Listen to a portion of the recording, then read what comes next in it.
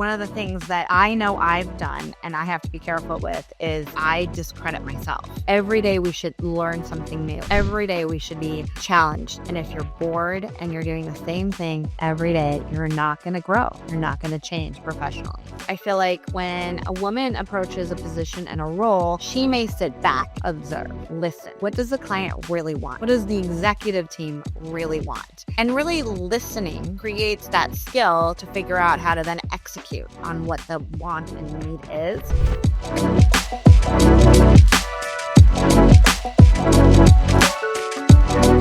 Hi, everybody. Thanks for joining us yet again. Again, we are interviewing executive women in commercial real estate. And today we have an amazing guest, Amy Monachelli. She is a superstar and she oversees full portfolios. She oversees multi-100 million square foot budgets. She was just left a VP role and she is starting a SVP role. Starting tomorrow. Congratulations, Amy. We are really honored to have you here. And, thank you for joining us. And we're looking forward to just getting a lot of that information on how to do it, right? How do we get up there? The issues for us women is, we're all of us, most of us want to get to the top. You're actually at the top and you're climbing up higher. And we just want to kind of get more of that intel on the things that worked and the things that we can implement on our career journey to get there too. So before we get started on the questions, why don't you tell me a little bit about how you got into commercial real estate, as most people did it accidentally. So Right. tell me about your journey with commercial real estate. Great. Thank you. Well, and thank you. First of all, thank you for having me. I think this is a great idea. So glad to be here today speaking with you about my career journey. So mine was accidental as well. I didn't go to school to study real estate. I was a psychology major. I tried on many hats right out of college. I wanted to save the world and found out that was hard. The world is hard to save and we weren't figuring it out today still. So I had a friend that was really fortunate enough to say, hey, we have an open position, giving me the opportunity to step in and try to see if there was a possibility I'd be interested in property management, real estate. I was living in Seattle, which is where I'm originally from. And so I interviewed for this role as a lease administrator, knew nothing about the industry and got the job. And thankfully had an amazing mentor, this woman who really taught me how to read a lease and how to understand the details of property management, what all of the difficult stuff that nobody wants to know, which is understanding the operating expenses, the rents, the detail of the lease, and the obligations of the lease. So that was really great for me to start off on that piece of the puzzle so that when I moved over to the operations piece, it kind of all jived and made more sense. And so that's really kind of what I got into the industry. And I don't know if you want me to explain a little bit of how I got to New York. So I was young, living in Seattle, and all my friends were being married, and I was an adventurer, and I like to travel and try new things, and I'm not afraid of change. So I had a friend moving to New York, and I just chose to pack up my stuff and move to New York. So hopped on a plane, got to New York. Oddly or sadly enough, I was signing a lease on September 10th, 2001, and was supposed to fly on September 12th. 2001. So obviously the world changed, right? And New York changed. Yeah. So I came to a different New York. So I only know New York post 9/11. I still came. Everybody thought I was crazy. And what are you doing? Why would you travel all the way across the United States to, the shattered city? And so much, is terror and the terrorist factor. So I still came, didn't have a job. Didn't have a plan, just had an apartment and my bags. So I got really lucky. And in November, I got a job in property management. And that job was the very minimal, position. It was more of an associate. It was administrative completely. They didn't really care that in Seattle, I was the lease administrator and I became an assistant property manager. They said, you don't understand New York, the market. It's extremely different. And I thought to myself, well, I understand the business. Why can't I step right into the same role? Did you know that only 11% of C-suite across our nation are women? If you want to see change, subscribe to the podcast, comment below, and get involved. Donate now at AleciaAllan-Vanderbilt.org, first link in the description below. Little did I know that, yes, New York is extremely different. Manhattan is a beast of its own. So I basically started off at the bottom, and I had a great mentor there as well. I've been really fortunate in my path that I've had some really strong people helping me along the way, or encouraging me and giving me that drive and strength to say, hey, you know what? You've outgrown this. This is too much. There isn't anywhere for you to go here. And so in that company that I was working for, there was no advancement opportunity. And, my direct report saw that, and she said, you know what, there's an opening position over at the Grace building with Trizec, and you should really go for it. And it was for an assistant property manager. And so I did. And I made that leap from associate to an assistant property manager at an iconic building, which everybody knows, right off of Bryant Park, the Grace building. So started there, got in, my feet kind of wet, and really had a good opportunity to, do everything and run the gamut and see lots of different experiences. And from there, I had opportunities to cover for a property manager going on maternity leave for 6 months. Then I went downtown. And Midtown, we all know, is much different than downtown, much different than also the 6 months I did in the Garment District. And then back down to the end of the island at One York Plaza, which is also kind of an iconic building. And, just kind of the company changed over to Brookfield, and there also was not the next step up. It was a 2.5 million square foot building, very unique, river fed systems, a lot of unique operating things about that property. So as an assistant property manager, I was doing a lot of things that a property manager was doing, and I was ready for the next step in my title. So I got, again, an opportunity where the woman who kind of got me the job at the Grace building,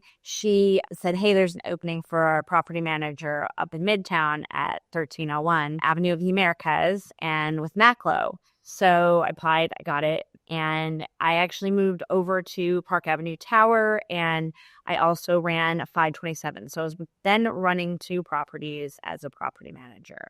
And that's kind of where I sat and hung my hat for a while and really kind of dug in, saw lots of change. And, I think it's what kind of led me to the next change and growth that I needed to make. Hands changed from Maclo to Shorenstein to Equity. So while I sat in one property, it moved a lot, but there was a lot of change in understanding different corporate structures, different needs and business values and goals and strategy and company morale and so forth. So I got to see a lot, and I also got to do a lot of different types of construction projects, ran differently by each owner who sees it differently, who has different support systems, right? Right. So it gave me a lot of opportunity. And quite frankly, I was just really lucky. I got recruited. I get those calls all the time. They see your profile on LinkedIn, and I got recruited into the next step, and it happened to be at Oxford Properties, which is a Canadian-based company. And the woman who I would report into, I worked with at Trizec. So it was kind of full circle and small world. This industry, Manhattan, is a very small industry, and everybody knows everyone, and you end up going full circle. So you tend to see the same faces if you ever move and change. So I got the opportunity to become a general manager running kind of the New York portfolio. And what was awesome with this step and role was it was a big change into a market they hadn't been in yet. So Oxford was in Canada. They had been in, other markets, and they just broke into Boston, and they were turning those properties over to third party to direct management in the US. And so New York was the next kind of turn from third party to direct. And I could talk for hours on that too. And I don't know what she wanted me to go into, but it was really cool because I got to hire all my own people and bring in my own staff and really start fresh. So I had a good backbone from an organization that they knew how to do things great in Canada, but they didn't know New York. So how do I tweak those guidelines and policies and systems to work for our market? And then again, I got an opportunity from there to move over to Paramount Group, which I hung my hat for, oh my gosh, almost 4 years. I went in with a different lens. So I got hired on and kind of got recruited to do asset management. And I Yeah. hadn't done that before. And I was intrigued. I wanted to learn a different part of the business and understand through the different viewfinder, the different lens. And so I did it. I just, applied and took the job. And from there, I was in asset management for about 6 months. And I just love operations. And my passion is really with being in the operations piece of the side of things. And so while I learned a lot and I appreciate seeing things also from the corporate and the executive level of the needs of the asset management, the owners, the partners, it was great to also kind of go back into operations. And I got an opportunity to become a VP of portfolio management for New York and their DC buildings. And so I had been there up until starting a new job tomorrow, where I am going to be the senior vice president of portfolio management or property management, overseeing some properties outside of New York and in New York. So it's New York, San Francisco, and Chicago. So, and as you know, I'm drinking the Kool-Aid, right? So I've been working with Paramount before you started and while you started. So we've been together. And so I actually know, right, the proof in the pudding here, right?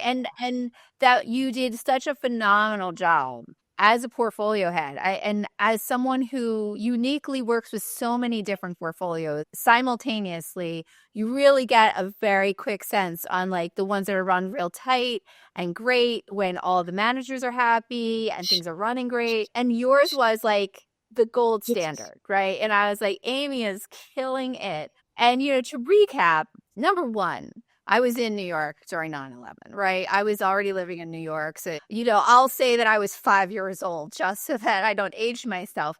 But, I have to sit there and say, wow, what courage and just like that adventure kind of spirit that you're going to go, I know my mission is in New York, and to still come is really awesome. And I give you a lot of credit for that. And the other thing that I like about your journey that I just want to highlight and recap is that you were able to adopt different values so easily, right? One of the things that I see, which is a very special, unique part of your journey, is that there are so many different styles and owners and flavors and values, and you were able to offer what each one needed in the role, right? I'm getting chills just thinking about it. And that is such a unique skill set, because anyone who's watching, we're trying to find out what are the skills that make you successful? What are the things that are going to help you excel in your career? And here we have someone who is this,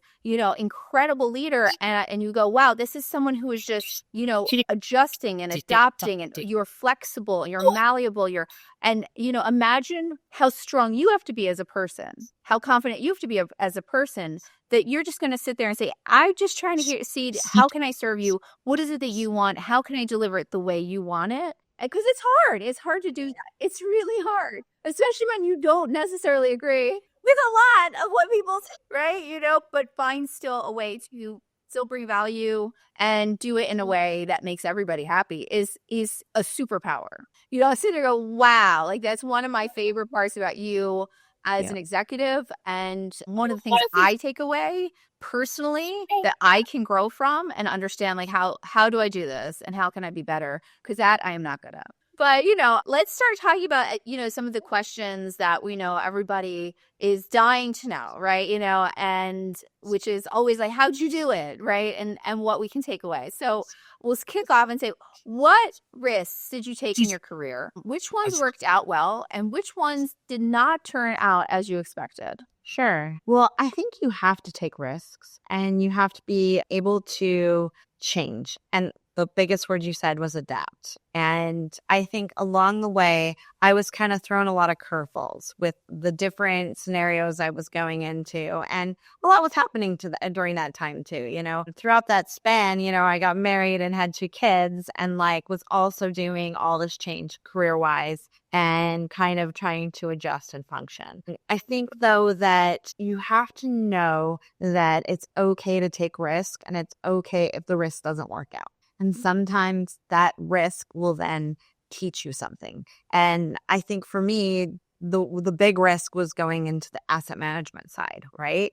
That was something really scary. And I didn't know if, I possessed the qualities and the tools and the resources to do that. And I was hired on because of my operations and property management, because quite frankly, a lot of companies have asset managers and asset management teams who don't understand the other side of the business. And I think that in order to really be truly adaptable and flexible and successful, you have to understand all the different pieces of the business. And so, I really value the fact that some of the organizations I worked for didn't have construction management teams. So guess who ran the projects? My chief, and that is what you did. You didn't have somebody helping you out to run the projects. You bid it out, you hired the contractor, you oversaw it, and you made it happen. Where other companies I've worked for has a complete department for that, and you work together and you lean on each other and you make it happen.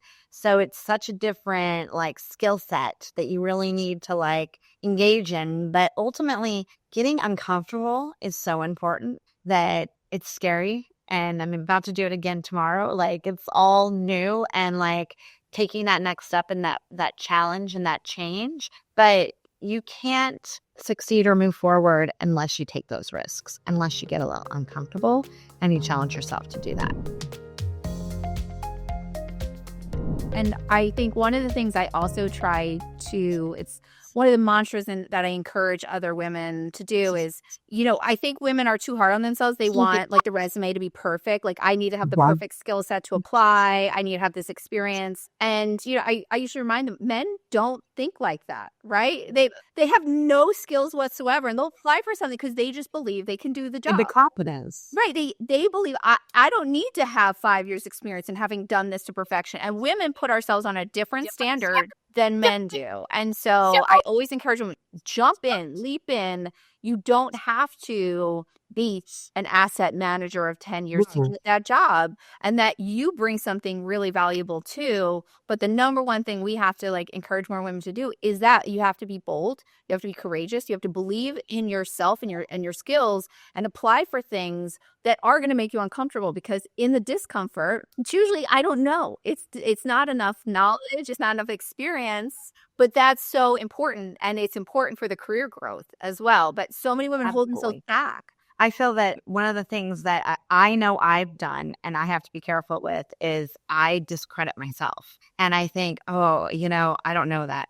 Well, we need to remember we know a lot. We've been through a lot of life experiences. And as you move and as you take your next step, you really got to have that confidence behind you to say, oh, I can do this. I totally get this. I know this. I have the qualities required to do this next step, and I got this, and really being confident enough within yourself. And, I think with interviewing, I've done some interviewing quite a bit over the last couple of years with different, owners or individuals or organizations. And wow, it really reminded me that, oh yeah, I know a lot. I got this, it gave me actually the confidence to talk about what I do in a level of the depth and understanding. And we just don't give ourselves enough credit for it. So really kind of getting behind it, but then also knowing that I'm not going to know everything. I'm going to professionally grow and learn every day.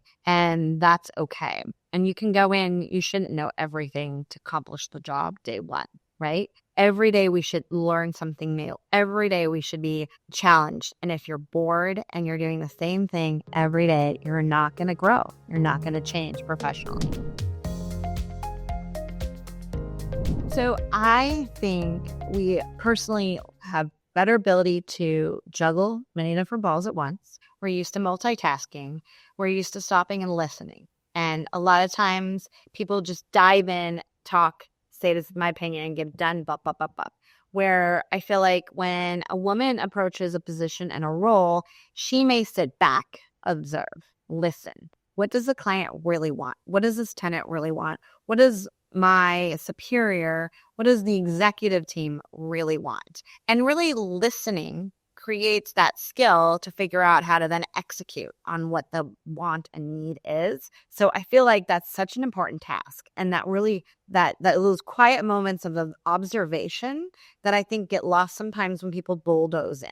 And I think that, quite frankly, being a mother or, a woman trying to juggle many things in life, it gives you the capability of doing 5 things at once. You can Yeah. have all those spinning plates. I had a great mentor, gentleman, who taught me the analogy of the spinning plates. And it's like you are spinning these plates and another one comes on, another one comes on. You don't want any of them to drop. And you really need to be able to spin all those plates at once and, keep your eye on this one over here and over here and like being able to really multitask. Yeah. And I think lastly, the other thing is empathy and really understanding people and thinking about the deeper piece of the individual because you know what? Like sometimes it's really frustrating when you deal with a difficult or angry customer, right? We've all had them. We have that tenant who's just irate and screaming to you on the phone. And I mean, one of my favorite tenants is a very difficult tenant that I had in a past life. And then I got him again and the life again.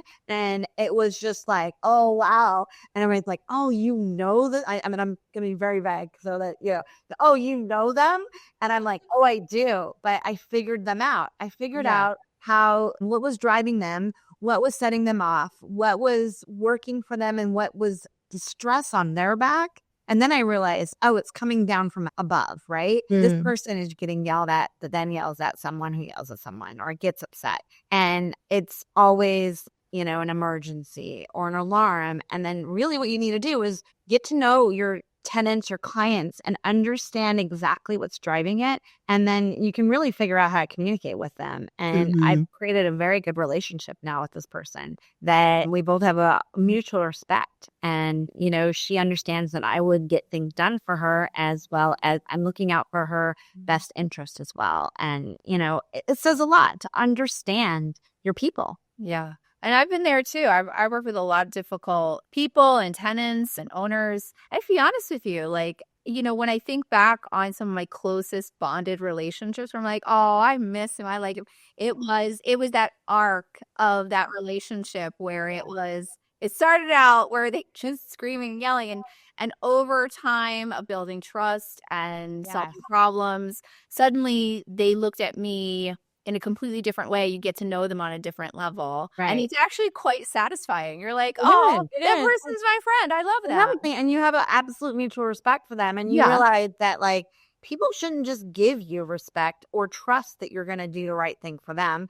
And I get that. So you need to earn it and you need to build it. And, I'm thankful for, and those are some of my favorite people that I've worked with in my past. Yeah. And I think for the much younger generation, I think there's a lower tolerance for, like I said, bad behavior. Like, and the real truth of the matter is like, once you really get into business, once you really start working your way up to the top, you find out very quickly that people have lots of different colors. They've got lots of different facets, and you expect them to be on their P's and Q's and be perfect at all times. You're not going to go very, very high up the ladder because at some point in time, if every time you confront a boss or a client or something and you just say, I'm not working for that person anymore, you're not going to be working for a lot of people. You're going to be, and that doesn't work out so well. And so you do have to learn how to create that thick skin, be okay that people are going to not be awesome. They're going to have their toxic moments. Yes, it's real. Everybody has a toxic moment and not everybody is going to be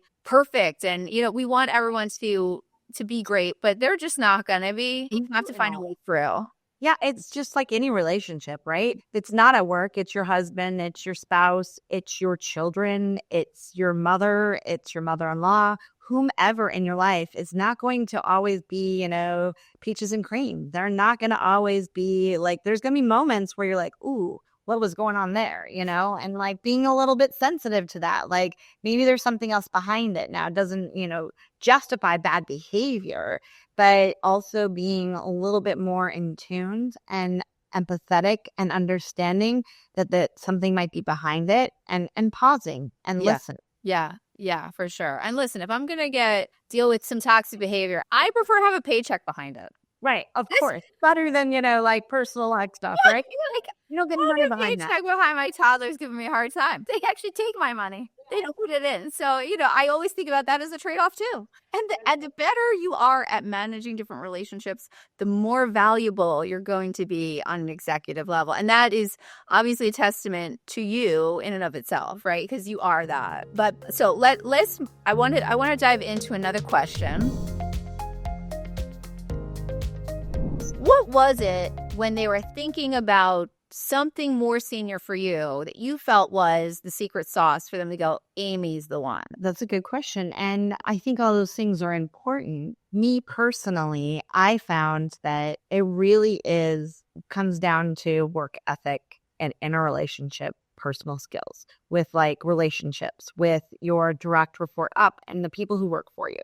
I think that people observe and see how you treat the team and how the team they're not mine, they're ours. This is a team, this is collective. And how do you empower people and how do you make them feel like they are really have a voice? And so I feel for me personally, what's done me well is those relationships I created with my own direct report up, but also beyond that. Mm-hmm. And you really got to get in front of people. If you're not seen, nobody's going to know you exist. So the part that's very siloed in our industry is when you're in a property, a lot of times you don't see anyone but those 3 people you work with every day. You see the vendors, you see the tenants, but you might not see the leasing team. You might not see the legal team. You might not see the asset management team. The accounting team, you're not seeing them. You're emailing them. You're communicating in forums that aren't really like interactive. And right. I think face-to-face is everything. And I think that you have to try to find ways to get out of being in a box so that you are known. And at a property level, to get known is when you know those people are on site at your property, or you know they're coming to you, or there's a corporate event, or there's something you can go to. Be present. Be there, shaking their hand, asking them questions. Be not afraid to have them know you by first name, because that's really important, because you won't go anywhere if they don't know who you are. Yeah, that's good. And, one of the things to tie to that is that women so often just put their head down and they just work and work and work, especially in our industry where it is very siloed and you don't see a lot of people, and you just kind of, the day gets away from you, right? You have so many demands, and then you have the demands from home. And so you just kind of like go into this space where you're almost in crisis, where you're like, just trying to get it all done, just trying to get it all done, just trying to get it all done, just trying to get it all done. And I encourage everybody to understand it's better you perform a little bit less, but you have that face time, you have that relationship, because you can do a great job, but without the relationship, you're almost stuck, right? Yeah. And if you don't do a great job and you only have relationships, the truth of the matter is you probably have a little bit more mobility, which is scary. You go like, you're doing a bad job, but you might be able to move around a little more. And so it kind of gives you an idea of like, you need to be very good. And the thing I like about our industry is that it's baptism by fire. Like nobody's in a role and is doing a crappy job. If you aren't any good, New York will kick you on out. So, if you're there, if they've been there for a couple of years, they're solid. But I encourage everybody, like, this is what you really need to do, right? And like Amy says, go to the industry events. Maybe if something's happening, like, there's an industry event, you can ping one of your superiors who doesn't see you and just say, hey, are you going to go to this? I was thinking about going. And this way, hey, is it worth spending the money? Yeah. Like at the FaceTime and see you're making sure you're making strategic moves, but like ensure the fact that you weave that into what you're doing, because don't just do just the job. No, it's so important. Don't just do that. Yeah. The Paramount, the last place I was so great about signing up for events, being very involved and doing the events that you held and other events that are in the industry, because it matters to get out there. And while you feel like you're seeing all the same people, it's important to get in front of them. It's important to continue those relationships. And as I've changed from place to place, it's important to reach out and communicate with your old colleagues and your old team. And as I've kind of stepped up and changed in each position, what I found is reaching out to peers. Like one of the best things I must say that you did was being on that panel, and the women on the panel with me, I feel like a special bond and connection with. And it's so great that I can reach out to them and ask them questions like, hey, what do you do here? who do you use for this, vendor, and asking questions and bouncing off other people that are in our industry and other organizations helps. It's really important. Yeah, I couldn't agree with you more. Now, the $1 million question, right, is you are married, you've got 2 kids, you've got probably in-laws, your own parents, they might be aging. How do you manage and balance, like, what are your hacks, right? I want to know your hacks to balance having this wonderful life as well as having a successful career, right? And moving up the ladder. And it's one thing I always try to encourage everybody to understand is that when you move up the ladder, the work doesn't diminish. The work increases with each notch of the ladder peg. So you go, hey, how do you do that? How do you take on more responsibility? How do you do the events? How do you, network with people? How do you get the lunches, but also get to, these schools make you come in like every 2 minutes to the kids are having a play at 12 p.m. I mean, Right. So true. like, It's so true. Yeah. And, doesn't matter if they're little or big, there's always something going on. yeah, So there's definitely a lot to manage. I mean, for myself, I feel one of the things that's so important is to figure out what you need for downtime for you. And one of the great, or maybe people think not so great things about being in Manhattan and in New York City, most people don't live in Manhattan and New York City. So there is that commute. And I love, love, love, love my commute because I sit on the train and it's my decompress time. And it's my time so that when I walk in the door to my family, I'm now on because I'm not still working and I'm not still like literally shutting off the switch. So when people work from home and they literally turn the computer off and walk in the next room, they've had no downtime. They've had no time to decompress. And I think it's so important to really have that decompressed time. And whatever it is that helps you escape. Is it a book? Is it a show? Is it a podcast? Is it, it could be something simple, but continuing to work all the way up until that minute you walk into the door, I think you don't get that time to really walk it into the next situation kind of thing. And I feel like I'm a better mom, a better wife when I walk in the door and I've already kind of released work for the most part. It's never gone, right? I'm never releasing it. I'd be lying to say if the phone's still in my pocket, I'm definitely connected at all moments. But I mentally needed that, change. And I feel like it's important to have that. I also feel like, you have to sometimes remember just to take care of yourself and do health and wellness stuff for yourself to make sure that, that you're in the right mindset, right? And understanding boundaries and saying, okay, wow, this could really wait till tomorrow.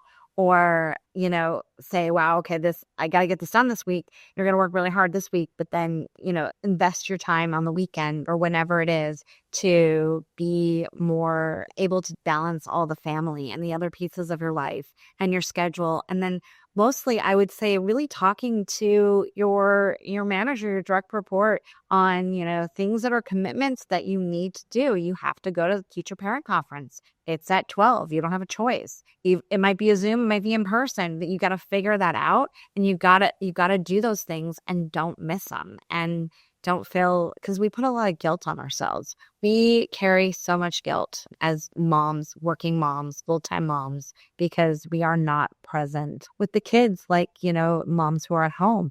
And it's hard. And we got to let go and shake off that guilt and know it's okay that, we're doing the best we can, that, being present when you're with them is so important. Well, I have a bone to pick with the schools and their structure, okay? And that's, I think, one of the problems that us working women, we feel the guilt because they structured all this school stuff around the concept that women are just staying home and doing nothing. If you actually structured it for only dads to show up, they would have structured it very differently, right? Because they know dads aren't going to come in at 12 p.m. And no, you can't have a 10:30 a.m. play, right? Because it gives us guilt because it breaks our kids' heart if we aren't there. If all the other kids have someone there, but not you. Right. And so it puts more pressure on us, creates that guilt because it's very polarizing when your kid is the only one whose mom ain't there. And I don't know how they do it, right? How is all the other parents figuring it out and doing it? It's difficult because I like had this little break in between these two roles. And I tell you, like all of a sudden I was able to go to the 4:30 basketball game, and that was amazing. But did I ever get a chance to do that? No, and it's like finding ways to say, okay, this one day, this month or this quarter or this team or whatever it is, I'm going to do it. I'm just going to leave work early. I'm going to speak to my, employees and my boss and make sure that like I am doing the things I need to do to take care of, also to be present. But it's Yeah. hard, and they don't schedule these things at a time that's, anybody can to attend if you're working. I mean, it's as simple as the schools, but also doctor's appointments. Like, Oh how hard yeah. is it to go to the doctor? You have to take a day to go to the doctor, which is insane in my Like mind. you can't just have evening and weekend hours. Like if Right. you're a pediatrician, maybe you should. Right. So that's where, we have a special challenge in the fact that we are in a country, we are in a society, we're in a machine that is not intended for us to be executive women working with the same demands. And they've structured it all with the concept that women, primarily are the ones we're just going to not work once children show up. We're just not going to work. So we're going to plan everything around there. And our economy is getting to a point where that's just it's now a figment of the imagination. Won't be a generation to come where both people aren't having to work. This concept where somebody stays home, it's so bougie and luxury level that you kind of be like, okay, well, then you just have to be a multimillionaire before you have children, which is silly, right? It's just like, I hope you have a really big trust fund. Right. Then you can stay home, right? No. Like that and a yacht. So that's, and that's, I think, one of the things that we're all still trying to work through while our world catches up. Absolutely. So, the guilt part I don't have. That's why I just have bones to pick. I'm just Fair, like, why fair. did you I do love this? that you let go of the guilt. The guilt is tough. I mean, I do pretty well with it too, but I talk to a lot of women who have the guilt, and it's real. Well, And I want a lot of the women to understand that this guilt is not like personally made. I think we can personally make it, but I see, even with, the wokeness that I have, I see the pull, and a lot of it is a societal pull that makes it happen, right? It's a societal pull. It's a demand in places that aren't meant for me to be arriving unless there was extreme inequality happening here, right? Only under the guise that there's inequality and all little women are staying home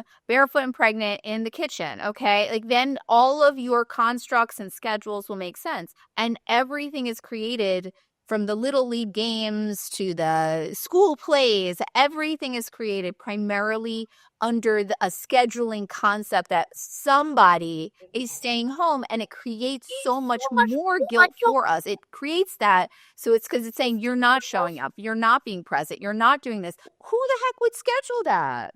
yeah, Right. it's true. It's true. And I think what we need to do is, as women and as mothers, make sure that, we're really giving each other support. Like, it's okay to not attend the teacher parent conference if you can't attend. You know what? It's going to be okay. Like, there's ways, or contact the school and make them do it in the evening, make them do it before hours, which I've done many, many times. Yeah, and I And think we all I need have to you. petition this. We need to just Yeah. start petitions. Moms for better school scheduling. And, the teachers will do a co-petition. But you're making us work more. We're already doing all this work. And we don't get paid enough. Women fighting women. And that's kind of the crux of it. But, hopefully we will see some movement there. Yes. All right, I'll move on to the next question. So sometimes I'm thinking of a particular person, but sometimes people tend to get aggressive and they think that's the way to step up. So it's like, well, I know everything and I'm ready. And if you don't promote me right now, I'm going to leave, that type of like aggressive kind of behavior. And not to say we shouldn't stand up and do that for the right moments and the right time, but it's so important to be really, really open and honest with your direct report. So if your supervisor, your manager, like the people, I'm not even sure what the right word for your direct line of communication is, but if they are like a gatekeeper, if they're a stopping point for you, think through how to break that glass ceiling and get to the next spot. And sometimes it's not okay to go above it. It's just Yeah. not. It's going to actually harm you and it's not going to help you. So you got to figure out if there's another person on the same level as the person you're reporting into.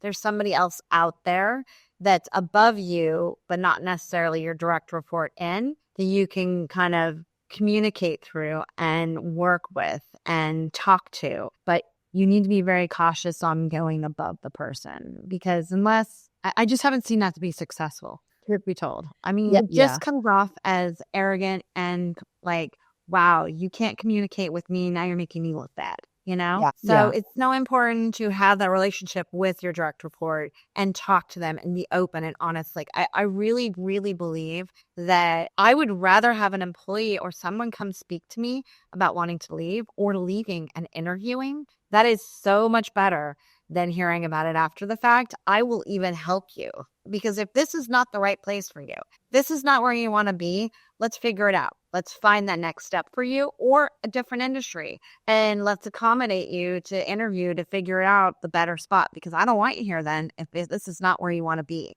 So if you're not talking to if some people are afraid to say that, some Yeah. people are Yeah. afraid to say, hey, you know what? I want to be a property manager. I'm assistant right now and you guys don't have anything for me. Great. I understand that. And I don't want to lose you. And I can't promise you something I don't have. So let's figure out how you can make that next step and I'll help you. Yeah. And I might lose you in the process, but it's more important for you to be taking that next growth opportunity.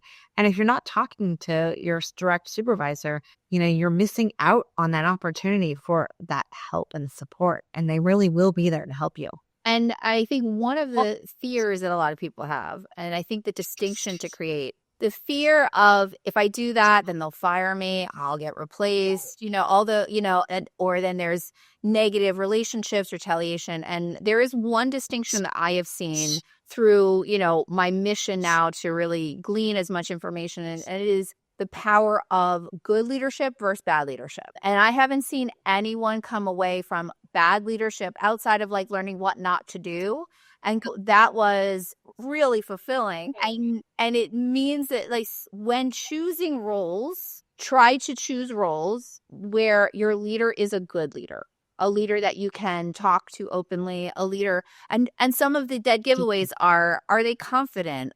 Are they self-assured? Are they self-aware? Are they okay to say apologize and say something's wrong? Dead giveaways to being a bad leader. Insecure, always all right, very paranoid, all of those kinds of things.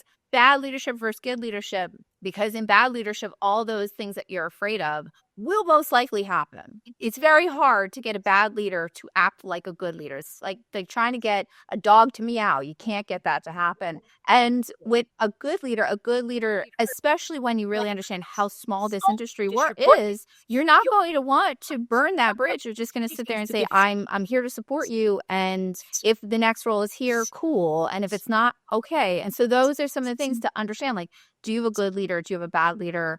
And have that kind of introspection and try, if you can, before taking a job, try your best. And I recommend lower titles and less money if you've got a good leader, because you can get great titles and great pay. But when you have a bad leader, You're not going anywhere. Right. And You're going nowhere fast. And I've seen both happen when looking at and talking to executive women on those career paths. And I myself have found myself under bad leadership more than once. And it was very debilitating. Absolutely. It's terrible. So that's awesome. So next one is, how long should someone stay in a role? This is always a hot button, right? Is it, when you stop learning, right? Because what if you're really smart? You could learn everything in 6 months and then you get bored. And now you're trying to move every 6 months. I don't know if that looks too good. Is it, you've been there for a really long time, 5 years, 6 years, and now, that's your trigger. How do you know when it's right for you? Because, and I think it's important to understand this on a self-aware level and just have some kind of tricks to this concept, because when you approach leadership and say, I'm ready to move, they kind of have to agree with you a little bit. And Um, if they don't agree with you, it's not good, right? So like you might know everything about the building in 6 months, but if you go to the leaders and say, I know everything, I'm ready for the next role, and they don't agree, it's hard to maneuver that, and it won't serve you well. So what do you think are really good tips for somebody to really know when is it okay and when is it time Sure. to look for something? I think for sure that you could be an amazing learner and you can grasp everything quickly. And maybe you're one of those people who picks up on everything and has got it. And if you've been in a role for 6 months and you think you know everything, you don't. So that's my point. Like, it's really like you don't know everything. And if you're feeling you've mastered something, maybe then say, well, what can I master beyond in this role? Because Yeah. the people who are excellent, the people who get the awards, the people who internally are your turn into mentoring leaders are the people who are mastered it and then said, oh, but now I'm going to master this too. And it's still in the same role. And they show they can go above and beyond. And I think that's so important because people think, oh, now I know everything. I got this role figured out. Well, why didn't you ask, what else can I do? Like, what can I create? How can I create maybe a new policy or procedure, a better way of doing something? Maybe you could figure out a way to reinvent something. I don't know, but there's way more to be done. And you may have mastered the day-to-day in 6 months, but you have not mastered the role. So I think it would be, at the very least, you need time in a role. It's just a fact. Yeah. Now, some people more time than others. Some people also need a little bit more of a diversity within the role. I think another, like, especially for associates, assistant property managers, and property managers, if you sit in one building for a very long time, that's all you know. That building is unique. That building is not like the other buildings. So they might have different infrastructures, different tenant base, completely different systems, structure, everything, until you've experienced a few buildings in Manhattan and understand different systems, different tenancy, different neighborhoods, different rents. It's different. So it's like you can't say in a role you're ready for the next step until you really know. And so I would say anyone stuck in one location and not moving and in the same role, it's time. You need to move to it. And it might feel like it's a lateral move, but it's not. If you're changing your scenery and you're changing your experience, because you're going to learn a whole new thing. And yet you're like, oh, why do you know how to do that? Well, you know how to do that at one location. You don't know how to do that at multiple locations. That's good. And then once you do, yes, you're ready. You're ready. That's really good. That's really good. I love that. The thing I also love is that by presenting it this way, I was able to get that executive mentality out, right? Let the viewers see what is going through the head of the executive when you're trying to approach them. What do they think? What are they looking for? And what is it like, how would they feel? And so that's you just let us inside, and it's really awesome. It's super good. What do you think the rule of thumb is when you should start to take the next step, right? And this is a little bit different, right? Where it's not just like, oh, a promotion, right? I think in our industry there is, associate, property manager, right? And there's that portfolio head, regional, district, regional, GMs, and how do you get yourself to be seen as someone who can do that job? Because just like you said, where it's people see a property manager, right? And you could have had a potpourri of buildings, but it's very, very hard to break out from that to someone who just manages and leads people, right? How do you know when you're ready for that next executive step? And what are the things that can really start to have all of the decision makers start seeing you in that new perspective? It's interesting because I think about my peers, and I think about the panel of women that I was on for that presentation that we did. And I think about the other two women whose careers had been really in one place. And so they had opportunities and they worked really hard at one place, moving up, and started at the bottom and went to the top. And I think that's actually the hardest way to do it, but that's just because I didn't do it that way or didn't have the opportunity to do it that way. But I feel like their challenges were really being seen internally and really having the right leadership and support to continue that growth, and seeing like, hey, this person's going somewhere. We need to keep them. And how do we keep them? We keep promoting them. We keep giving them opportunity when opportunity arises. And normally every executive or, manager will be thinking of who's my number one to next move into that position. So you're always thinking about, if something opens up, who am I thinking of? And so you want to be that person they're thinking of. Where I personally didn't always have. I definitely did internally have opportunities to grow, but a lot of my opportunities to grow, sadly, were to leave and move on. And so, sometimes you have to leave and even come back. And I know people who've done that too, that, the growth was steady and then stops in the organization they're in. And they needed to leave in order to make that next leap. And that next leap and that next big step, especially from a solo or a siloed kind of situation where you're in a property and you're a property manager and now you want to manage a portfolio.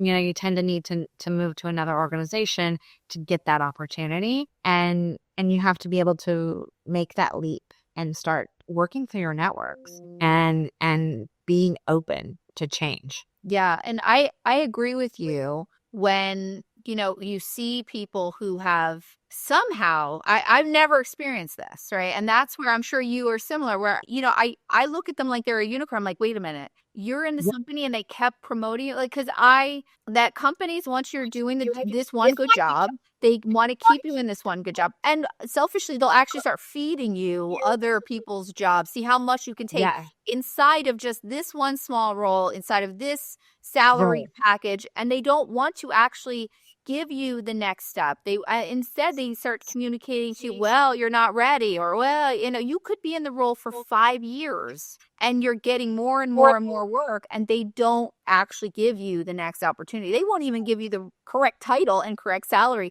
because they're trying to really cut everything out of, and I know the Gen Zers are finding this even more so. So when I think there's two trains of thoughts. Number one, I think the reality is most of the time you do have to move, right? Like, because you have to go to new eyes to see you in newness. And even if it's the scenario you said, but a lot of times the scenario is there just isn't anywhere for you to go, right? In order to move up, there's got to be a slot opening or a growth in the organization to create this position for you to move up. And so movement has to happen for that opportunity to occur. And sometimes that just doesn't occur. Sometimes they really have no movement in place for you to go. Like, I worked for some great organizations that I believe they probably would have given me the opportunity for that next step. They didn't have it. I had to leave in order to move upwards. And so, it's not necessarily them constantly pushing you down, but sometimes that you have to realize, you be patient, movement happens, right? We know that it will happen, but sometimes it's frustrating when you it's unknown. You're just waiting and waiting. And now you've been ready for that next step, but they don't have it for you. So what do? You have to look outward. Yeah. And the second train of thought to share with everybody is, when you see these unicorns, right? And you'll see it consistently with a couple of portfolios, and you can just look at companies in general. This doesn't have to be commercial real estate based. When you see there's a unicorn pattern where you see the same person getting promoted, up and up and up, you can sit there and say, wow, if I go to that company, that's the company that I'll be able to do that with. And that's something that we don't really think about, the R&D level of looking for jobs. I mean, half the time we're just kind of lucky we get the job. Mm-hmm. And even if you're in a position where it's like, hey, beggars can't be choosers, and you're going to take what you get, that's cool. But at least have a good understanding of the lay of the land that you're entering into. Is this, the next 3 to 5 years? And do I need to be making sure to lay the groundwork for where I'm going to go next? Because this is not a promotional place. Or am I in a company where they do look for that, and they do make roles, and they move you around? There's another person on the panel, and she was moved to lots of different departments. I mean, Right. they made roles for her, and you're just kind of Right. like, what? But she, and I don't think it's just her. I No, believe that everybody they have hired, they really believe in and they want to keep. And I think it's smart. I think it's smart business. Like, it costs money for turnover. it does. Right? Like, I think just on a financial level, pay them more, give them new titles, give them new opportunities, because it's going to cost you more to get new people, retrain them. I think that they're doing things very intelligently, but they're rare, and they're going to be probably the hardest to get a job in. It's kind of like, it's like the Sorting Hat. Did he say you're in Slytherin, right? That's the luck of the draw. It's true. And I mean, you think about it, like it could be somebody who also, like I said, like I'm thinking of the next person that would fit that role, but who's my number one? Only one can go, right? So Yeah. that role opens up and I've got 8 people and only one gets it, So you got to think about that too. Like what's your competition internally and where you're working, and does that create less opportunity, or, does it actually create more? Yeah, gatekeepers. This one's always a hot line. Gatekeepers. We've all had them. Yes. We don't like them. Well, Well, unless they want to open the gate. But usually when we say gatekeepers, they're not really helping us out. And I certainly have found that. And like you said, it's very, very difficult to go above and win, right? It's like one of those things. I've never seen that plane land. I've only seen it crash and burn. I have. So, when you have a gatekeeper, when you in your life have found a gatekeeper and you wanted to get through that gate and they didn't want you to, what did you do that gave you success in getting that gate eventually open for you? I mean, I think it's similar to what I said before in the sense that you have to determine if you can go above that person, which I personally don't feel works. I haven't seen it work. And when it works, it also feels kind of yucky, and it's not necessarily the best decision internally because everyone knows that's what you did. So keep that in mind too, because, you're burning a bridge, maybe that you shouldn't. So if you really truly can't get through that gatekeeper, I think that you really need to find someone at equal playing field that you can talk to figure out how to get to that next step.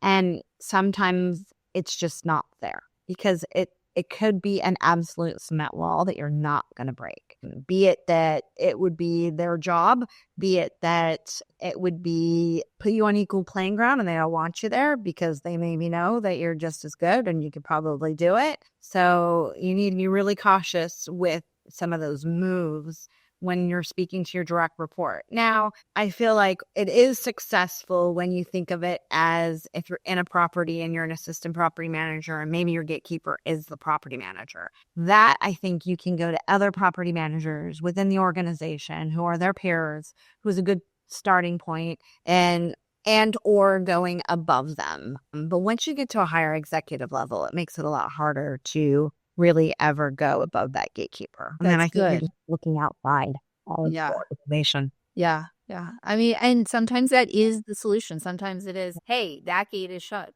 I will say though, as a manager, I look for a different gate. yeah, like Renee, I would say as a manager though, on a higher level, if I had, associate or a senior property manager or somebody in those roles come to me and they felt their property manager was a gatekeeper, personally, if they, it depends on your individual, right? But I would take that and find that to be a very successful route because I would take that information and figure out, one, is this my person that I do need to move up in the next move, or kind of evaluate. But I wouldn't see it as a negative to go above their head because, they shame on them, that property manager, for not really taking and saying, Amy's amazing. You got to, like, when opportunity happens, she's so ready for the next step because, your direct report should be absolutely talking about you and selling you to the higher ups, and they should know that you're their superstar and why you're the superstar to the next level.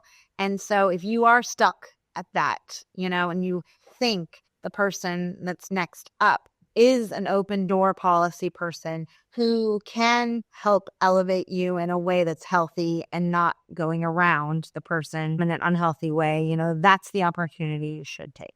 Yeah. And and I think a lot of this, it's dicey again. And that's why I'm going to preface this with, good leadership versus bad leadership, right? And this is where someone from a younger generation, right, when you're in that position, see, difference is Amy's in good leadership, right? Because Amy's not going to turn around to property manager and be like, oh my God, you will not believe what that your ARAM just did. Like, but there are a lot of other bad leaders who would go and literally sink your battleship. Because if that executive person above the property manager is not a good leader, it will go back to your property manager. Well, You say that, and now you are in extremely hot water. Most likely, you should be looking for a job immediately, right? And especially when you know you have a bad leader as a property manager. So you have to really be able to suss out the lay of the land, because you have to be able to discern, are you working with good leadership and bad leadership? And here's the real kicker, is that with Amy, all of the people beneath her were great leaders, right? Great leadership usually is prevalent when it starts at the top, and they usually hire great leaders, they encourage great leaders, and so it creates an environment. Paramount is nothing but a breeding ground of incredible leadership, like bottom to top, and you see how that really creates a beautiful environment for people to come to work and thrive and succeed, no matter where you are and with where you're going. A very similar situation, an incredible environment. I've seen like that in IRL, right, where it's really going well, and I see some of the bad stuff. So, and my encouragement, if you are in a situation where you don't know if the top leader is, just keep assess. Yeah, do not maneuver until right. And that's when you would tap into your peers. That's when you talk to the other senior property managers, the other associates. That's when you kind of feel it out and really get assessed before you jump. That's great advice, right? What Amy is saying is, you're going to go and get intel from all the people who are on your level, intel from lateral levels, friendly, casual, lunches, coffees, just chit-chatty, to get the lay of the land first before you make a move, before you do anything that could, again, sink your battleship. Because I don't know if they play that game anymore, but, one bad move, you're down. So one of the things we have seen, which is a big theme for many leaders, but especially throughout with women's careers in executive leadership, is mentorship, right? We see that buzzword continuing. So, what are some traits that someone should be looking for when trying to find a mentor, right? How do you land a mentor? Because these are people who are going to champion you. How do you do that, right? How do you get people to want to take you under their wing and help you and all those kinds of good things? Like, how do you do that? I mean, if I feel that you need to get to know the person you want to be mentored by, right? So I would, grab coffee with, sit down and have some informal chats, get to know that person and figure out, one, would they be open to mentoring you? But I think it's really important for them to have a feel for you to see if they're opening up to that. And they won't unless they get to know you better. And I also think that it doesn't hurt to just kind of ask. I mean, as bluntly as that is, I think that a lot of times everybody's life is moving 1,000 miles per hour, that you aren't even seeing everything. You're at high altitude, you're doing this and like occasionally looking down, occasionally looking up, but wow, you're just kind of like wild and crazy, and it's crazy. And somebody comes to you and asks for that guidance. I wouldn't expect any good leader to absolutely be open to wanting to give it and wanting to find ways to provide unique guidance. And I would be so impressed if somebody came up to me and asked for that. I would find it, rewarding that they would look to me as somebody that they would want to have, a mentor-mentee relationship with. So, being kind of straightforward, but also know the person so that they feel comfortable with you as well. Yeah. So not like, don't go up to strangers. Right. Don't walk up to me at a networking event and go, will you mentor me? Because guess what? I don't know you. I don't know you. Yeah. And I, one of the things I like to give as little tips of advice, right, which blend into what you said, like the coffees, the lunches, and things like that. Some of the key things for you to even understand if it's even a possibility is, can you get this person to get a coffee with you? Can you get Right. them to have a lunch? If you can't get them to have a coffee with you, or that kind of is the test of where it is. Like, and so you can always look at that and say, if I can have the meeting and then I can develop the relationship, then something might be there. But Right. if you can't, there's a failure to launch. And don't be afraid to ask. Like, honestly, don't be afraid to ask. I'm always impressed where someone's like, hey, you have time like to grab lunch, to grab coffee? Can I put some time on your calendar just as a check-in? Like, I Yeah. find that refreshing that they want to learn more about themselves or myself or the industry or whatever it is. It doesn't have to be about an issue at work. It could be completely unrelated, and it's nice to be approached and ask. Yeah. And for all the viewers, don't be discouraged if these coffees and lunches come 3 months out. Right. Right. Don't think it's going to happen Right. today, this Because they say week. no right now, or just because they can't find time, it doesn't mean they don't want to. Yes. It has there. If you see reciprocity, if you see that we're trying to make it work, and have a lot of patience, a lot. Patience, patience is everything. So for you, when you look at somebody who wants to have you potentially mentor them, what are some of the traits that someone who desires to have a mentor should be developing and should be putting on to really create a great mentor-mentee environment, right? Like, what should they understand is their responsibility in this relationship? Should, like I've touched on, if you want to have a mentor, you need to have an abundance of patience, right? That's it, hands down. But what are some other things that you look for when you're like, will I mentor this person? What would be the yeses and the no, the character traits that you would look for? I mean, I think a lot of times people think about asking someone to mentor them and then not really understanding that they got to do some work. They got to do some hard work to be a mentee, and really wanting to put in the extra time. That if you're really going and taking their time, I would expect you to give your time, and really show that you're willing to be giving above and beyond. So it's hard work. And, when you show up and you don't take any notes, you don't think of ideas, you don't bring questions, you have to be inquisitive, you have to be curious, you have to want growth, you have to want to work hard. And if you're not willing to do those things, a mentor is not going to want to be there supporting you, because it's also time out of their day too, where they are very busy and they have very, complex calendars, like we mentioned. And I think that you need to show that you're serious and you are going to work outside of, a typical role, and are going to show this drive and passion. And I do want to see passion. I want to see somebody who, is curious. Somebody who wants growth, wants to better themselves, wants to hear constructive criticism, can handle that. And it's really important to be self-aware.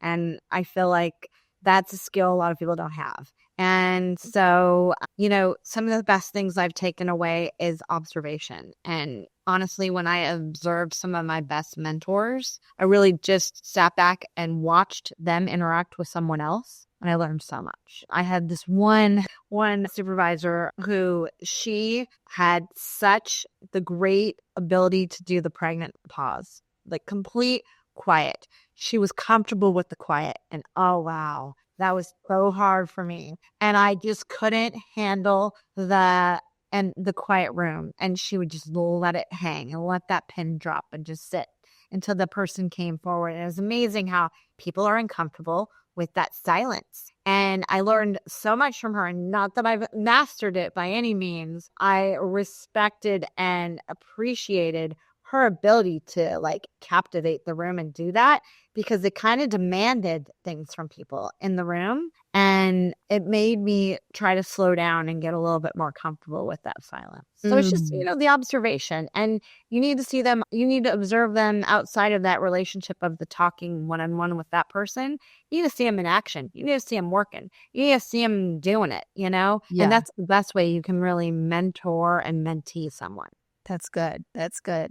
All right, we are on to the last question, and I'm going to give you a very special one because you've been on a really special journey recently where you just went from VP, now you're in senior VP. And while you were inside of that transition, right? I want you to come and give us the advice Now on the other side of what's the stuff you wished you had done, right? While you're in the VP role, while you're in the other roles, that you wish you'd done more to better prepare you to get into that senior VP role so that, it would have been a smoother transition. What are some of these you're like kicking yourself, being like, oh, I should have. What would you say is your takeaway from this to give to people so that they find themselves more empowered to transition faster? That's a tough one. I think though, for me, I want to look at it like a little bit longer term and what I could always be better at. And what my goal is to move forward is, I mean, I hate to say it because it's like when I don't want to say it because I say it a little bit begrudgingly, which is why I haven't done it well, is like, I really need to be better sitting down with, old managers, old colleagues, old peers, people I meet, and just reaching out and saying, hey, you have time for coffee? Do you have time for lunch? Do you have time for a quick 30-minute chat? And let's bounce ideas off each other. I keep thinking in my head, oh, it'd be so great to have a group of peers and dinners where like you see in like the in Don't movies worry, where it's like, coming. I'm gonna work on some salons. Don't you yeah, worry. It's yeah. coming. I feel like that's what we need. We like need the working sections, people at the same level, really sharing best practices and great ideas and really like feeding off each other. And so I didn't do that as well as I'd like historically and build those relationships or keep those relationships as strong as well as I should have. I do love that I can pick up the phone and call somebody I haven't talked to in years and they absolutely answer and sit down with me. And I had that great relationship and colleague of the past, but I should have been picking up the phone more, right? And spending that time. And as soon as I do, it's like so rewarding. And just recently sitting down with several of my colleagues, being able to just talk about the business and them mentioning, oh, we're doing this and that. And I'm like, oh, we just opened an amenity center or club and not an amenity center. We opened a facility that It's has these boss. special, That Paramount Club is gorgeous. right, I right. want access. Right.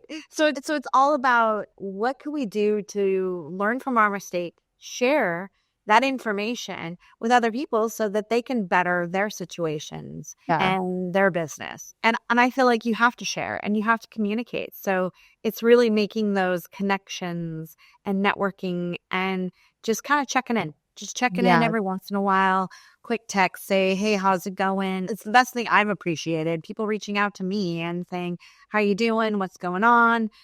Checking in along the way in the industry is huge. And it really does build those relationships for the networking and, shared best practices and also to the next best thing. You need Yeah. that. Yeah.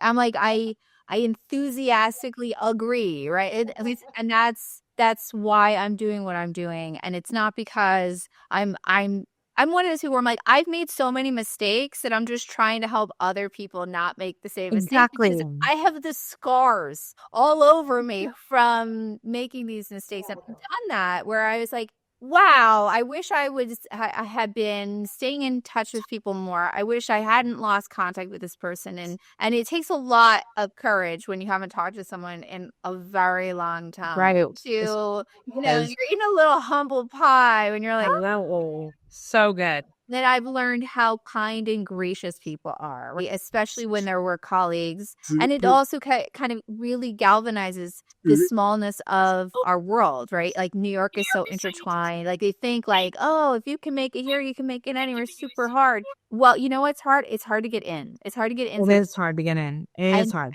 And understand that every interaction it can come back to bite you. Absolutely. And it's tough, but you don't know where that person's going to be tomorrow. So be kind to, especially the people who are reporting to you, right? Because it's not. They can easily be your boss in a couple years. Absolutely. They play their cards right. So really good. And listen, I know every woman's sitting there going, I don't have enough time for that. Don't worry, we've got some more podcasts to come with me talking real easy and great ways to streamline that too. But this has been amazing, Amy. I absolutely heart you. I think you're a complete rock star. I love everything about you. I'm so excited for your next role. I know you're going to absolutely nail it. And thank you for joining us and sharing everything and all your experience with us. Absolutely. Thank you so much. I really appreciate it. All right. Have a good one. Thank you. Bye. Bye.